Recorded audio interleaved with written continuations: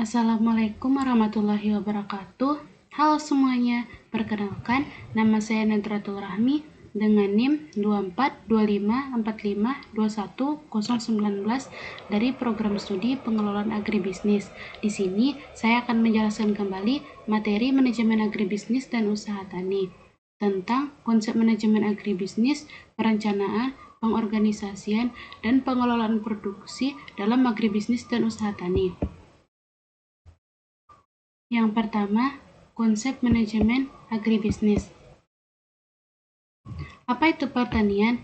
Pertanian adalah kegiatan budidaya tanaman, peternakan, perikanan, kehutanan yang berfungsi untuk melanjutkan hidup masyarakat.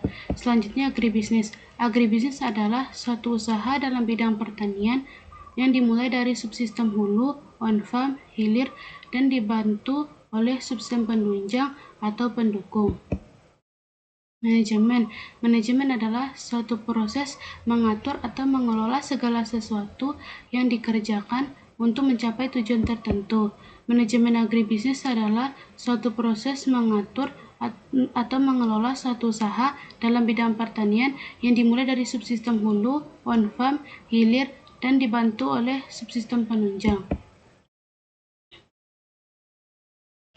Yang kedua, subsistem agribisnis. Subsistem agribisnis ada 4. Yang pertama, subsistem hulu. Subsistem hulu yaitu kegiatan persiapan input pertanian seperti tenaga kerja, modal, benih, pupuk, media tanam, teknologi, air, dan lainnya. Yang kedua, subsistem on-farm. Subsistem on-farm yaitu subsistem yang melakukan usaha tani atau proses budidaya untuk menghasilkan produk pertanian. Yang ketiga, subsistem hilir. Subsistem hilir yaitu subsistem yang mengelola hasil pertanian dan melakukan pemasaran atau produk sampai di tangan konsumen. Yang keempat, subsistem penunjang. Subsistem penunjang yaitu subsistem yang membantu keberhasilan berjalannya subsistem agribisnis, mulai dari subsistem hulu, on-farm, dan subsistem hilir. Selanjutnya yaitu proses dalam manajemen agribisnis. Proses dalam manajemen agribisnis ada 5. Yang pertama, planning atau perencanaan. Yang kedua, organizing atau pengorganisasian. Yang ketiga, actuating atau pelaksanaan. Yang keempat, controlling atau pengawasan. Dan yang kelima, evaluation atau evaluasi. Materi yang kedua yaitu perencanaan. Perencanaan adalah proses mempersiapkan kegiatan-kegiatan secara sistematis yang akan dilakukan untuk mencapai tujuan tertentu. Perencanaan dalam agribisnis dan usaha tani yaitu proses mempersiapkan kegiatan-kegiatan dalam usaha pertanian untuk mencapai tujuan usaha. Selanjutnya, jenis perencanaan. Jenis perencanaan ada 2. Yang pertama, perencanaan strategis, dan yang kedua, perencanaan operasional. Perencanaan strategis yaitu rencana yang dirancang untuk memenuhi tujuan-tujuan organisasi yang lebih luas. Sementara perencanaan operasional adalah penguraian lebih terperinci bagaimana rencana-rencana strategis akan dicapai. Selanjutnya, jenis perencanaan dalam agribisnis dan usaha tani. Yang pertama, perencanaan jangka pendek. Perencanaan jangka pendek yaitu rencana yang dibuat untuk jangka waktu 1 tahun. Yang kedua, perencanaan jangka menengah. Perencanaan jangka menengah yaitu perencanaan yang dibuat untuk jangka waktu 2-5 tahun. Yang ketiga, perencanaan jangka panjang. Perencanaan jangka panjang yaitu perencanaan yang dibuat untuk jangka waktu lebih dari 5 tahun. Selanjutnya, komponen perencanaan dalam agribisnis dan usaha tani. Yang pertama yaitu perencanaan produksi. Perencanaan produksi ini seperti menentukan komoditas, jadwal tanam atau panen, dan kebutuhan input yang diperlukan. Yang kedua, perencanaan keuangan. Perencanaan keuangan seperti menyusun anggaran keuangan, modal awal, biaya produksi, dan estimasi keuntungan.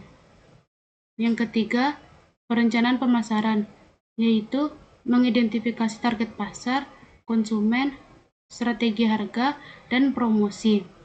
Dan yang keempat, perencanaan risiko, yaitu mengidentifikasi risiko dan strategi mitigasi yang dapat dilakukan untuk mengurangi atau mengelola risiko yang dapat terjadi. Materi yang ketiga yaitu pengorganisasian. Pengorganisasian adalah proses yang mengatur sumber daya dalam suatu sistem sesuai dengan bidangnya masing-masing untuk mencapai tujuan tertentu secara efektif. Kemudian, tujuan pengorganisasian. Yang pertama, efisiensi sumber daya. Efisiensi adalah melakukan sesuatu sesuai dengan perencanaan, tetapi menggunakan waktu, modal, atau tenaga kerja yang sekecil mungkin. Yang kedua, peningkatan produktivitas. Produk merupakan hasil dari suatu proses, sementara produktivitas merupakan kemampuan mencapai hasil yang maksimal. Selanjutnya, jenis struktur organisasi. Jenis struktur organisasi yang pertama, struktur fungsional. Struktur fungsional adalah pembagian organisasi berdasarkan fungsi spesifik. Yang kedua, struktur matriks. Struktur matriks yaitu karyawan memiliki dua atasan, memungkinkan kolaborasi antara berbagai departemen dan meningkatkan fleksibilitas. Yang ketiga, struktur tim.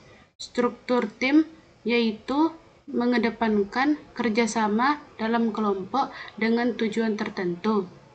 Selanjutnya, proses pengorganisasian.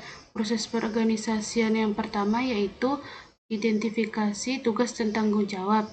Kita menentukan tugas utama yang melibatkan analisis mendalam tentang tujuan organisasi dan penetapan aktivitas kritis yang perlu dilakukan untuk mencapainya. Yang kedua, pembagian tanggung jawab, yaitu kita harus melakukan pembagian tanggung jawab untuk memastikan bahwa setiap anggota tim memahami peran mereka dan kontribusi yang diharapkan dalam mencapai tujuan bersama.